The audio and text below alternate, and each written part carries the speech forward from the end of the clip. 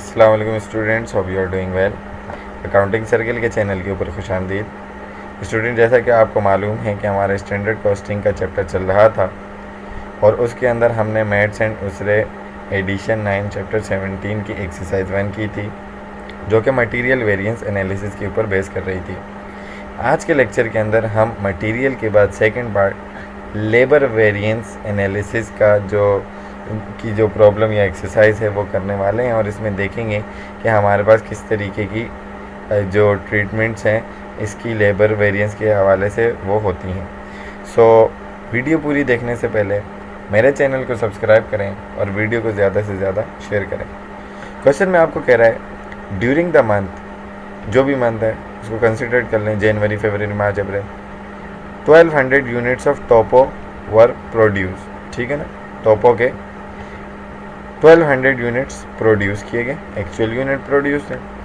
Actual direct labour required 650 direct labour hours at an actual cost of rupees या dollar 6435। इसका मतलब क्या हुआ, ये टोटल एक्चुअल कॉस्ट है और आपकी जो एक्चुअल डायरेक्ट लेबर हार रिक्वायर्ड होंगे वो कितने होंगे, 650 डायरेक्ट लेबर हार्स। ठीक है ना।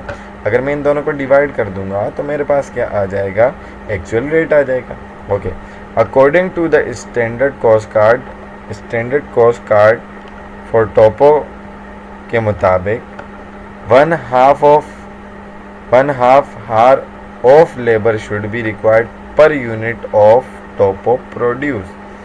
यानी उस कार्ड के मुताबिक जो हमने स्टैंडर्ड का देखा उसके मुताबिक 1/2 यानी कि आधा, 1/2, ठीक है ना, 1/2 आधा हार्स ऑफ लेबर रिक्वायर्ड होंगे पर यूनिट ऑफ टोपो प्रोड्यूस। तो यूनिट्स आपने कितने प्रोड्यूस किए हैं, 1200, तो इसका 1/2 लेंगे, 1/2, तो ये आपके पास कितना आ जाएगा, 600 आएगा। ठीक है ना, उसने क्योंकि कहा है कि units produce at a standard cost of $10 पर लेबर हार। ठीक है ना, तो स्टैंडर्ड कॉस्ट पर लेबर हार की वो क्या कह रहा है, $10 है। ठीक है ना, आपने क्या करना है, compute the labour rate. Labour को कितना रेट हम पे कर रहे हैं, एक्चुअल क्या था, स्टैंडर्ड क्या था, एफिशिएंसी वेरिएंस जिसको टाइम और हार वेरिएंस भी कहते हैं, indicating whether the variance are favourable और अनफेवरेबल। ठीक है, फेवरेबल हैं या अनफेवरेबल। तो सबसे पहले आपके पास फॉर्मूला है लेबर रेट वेरिएंस का। ठीक है ना, कि हम उनको कितना पे कर रहे हैं, तो इसका फॉर्मूला होता है actual hours at standard rate minus actual hours at actual rate. ठीक हो गया।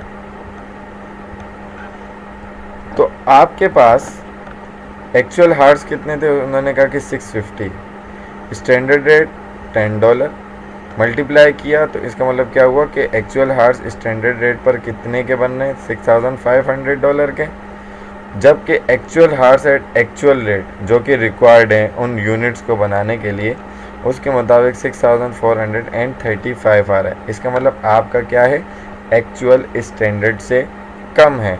तो डिफरेंस निकाला तो $65 का जो लेबर रेट वेरिएंस आ गया वो फेवरेबल आ गया, यानी कि $65 की आपको बचत होगी। सेकंड पार्ट, ठीक है जी, यहाँ पर आप थोड़ी सी कंप्यूटेशन अच्छे से समझिएगा। एफिशिएंसी वेरिएंस जिसको लेबर हार्स अभी बताया था और टाइम वेरिएंस भी कहा जाता है, इसका फॉर्मूला होता है कि एक्चुअल हार्स आपने यूज़ कितने किए स्टैंडर्ड रेट पर माइनस स्टैंडर्ड हार्स आपने क्या डिसाइड किए थे एट स्टैंडर्ड रेट। ठीक है ना, यहाँ जगह नहीं थे तो फॉर्मूला मैंने नीचे लिख लिया।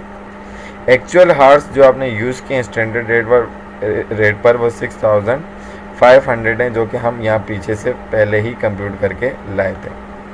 तो बाकी स्टैंडर्ड हार यूज़ होंगे स्टैंडर्ड रेट पर वो कितने होंगे, तो उसने क्या कहा था कि according to the standard cost card for Topo 1/2 hour आधा लेबर शुड बी रिक्वायर्ड है, आधी पर यूनिट ऑफ टोपो प्रोड्यूस करने के लिए। ठीक है ना, तो इसका मतलब क्या हुआ कि आपके टोटल यूनिट्स कितने हैं, 1200, उसका 1/2 लिया तो 600 यूनिट्स बनेंगे और स्टैंडर्ड रेट आपके पास कितना है, $10 है, तो आप मल्टीप्लाई करवाएंगे तो कितना आ जाएगा, 6000।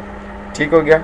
इसका मतलब क्या हुआ कि आपके एक्चुअल हार्स जो स्टैंडर्ड रेट पर यूज़ हो रहे हैं उसकी कॉस्ट ज़्यादा है, और स्टैंडर्ड जो आपने डिसाइड किया था स्टैंडर्ड रेट पर हार्स का वो कम है, जिसकी वजह से $500 का एफिशिएंसी वेरिएंस या हार्ड टाइम वेरिएंस के हिसाब से आंसर अनफेवरेबल आ रहा है और आपको नुकसान हो रहा है। ठीक हो गया।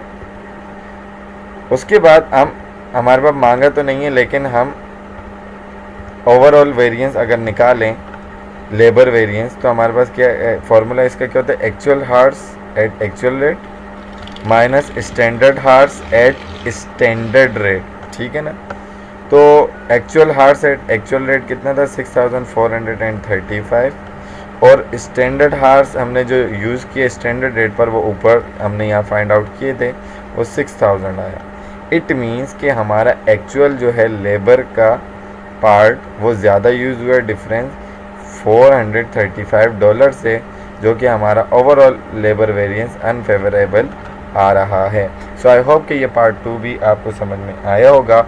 अगर इसके अंदर कोई कन्फ्यूजन होती है तो आप कमेंट सेक्शन में क्वेश्चन करके पूछ सकते हैं।